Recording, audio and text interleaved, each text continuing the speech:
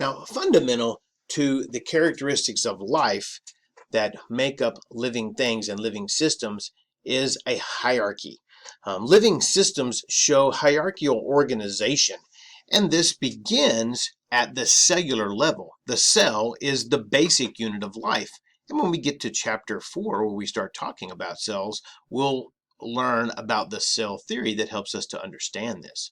Now, the cell may be the basic unit of life, but it also, in order to show its emergent properties, is composed of smaller units. And we can go all the way back to atoms that form molecules and molecules that form organelles, and these organelles come together to form complex cells. And we'll be talking about the chemistry of life in chapter 2. Now, from the cellular level, we can look at the organismal level. Cells coming together to form tissues, and tissues to form organs, and organs to organ systems.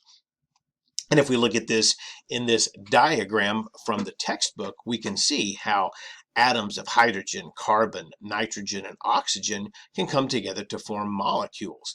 And many times these small molecules are joined together to form macromolecules, or large molecules. The word root macro means large, that we find like this molecule of DNA. DNA molecules, molecules of proteins, lipids, carbohydrates, etc., all come together in an organized fashion to form organelles, like this mitochondria, and these organelles all come together to form cells.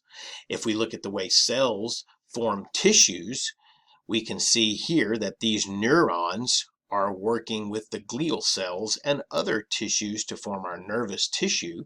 And we put that nervous tissue with some connective tissue, some circulatory tissue, etc., and we can form an organ like the brain. The brain is part of an organ system in the hierarchy, composed of the brain, the spinal cord, the associated nerves and sense organs that make up the nervous system. And you put the nervous system with the reproductive system, the respiratory system, digestive system, etc., and you make up this one entire organism. Now, this hierarchy doesn't stop with an individual organism.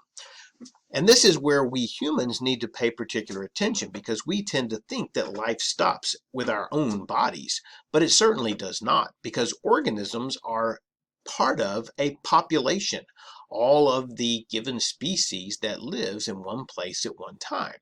And populations form communities, biotic or living communities, which are all of the populations of living things that occur in one place in one time. And you put the biotic community with the abiotic or the non-living portions of an ecosystem, and we form this ecosystem. So things that are non-living or abiotic are like the soil, the climate, nutrients, and so forth, right? Now, the ecosystems like rainforests, deserts, savannas, etc., all come together to form the biosphere, or the living part of our Earth. And so again, we can look at this hierarchy using some diagrams. We can see the population of different species like Canada geese and northern shovelers and white-fronted geese forms this community, and the community of living things, the biotic community, is put with the water, the climate, the soil, etc., to form an ecosystem. And we put all the ecosystems together and we form the biosphere.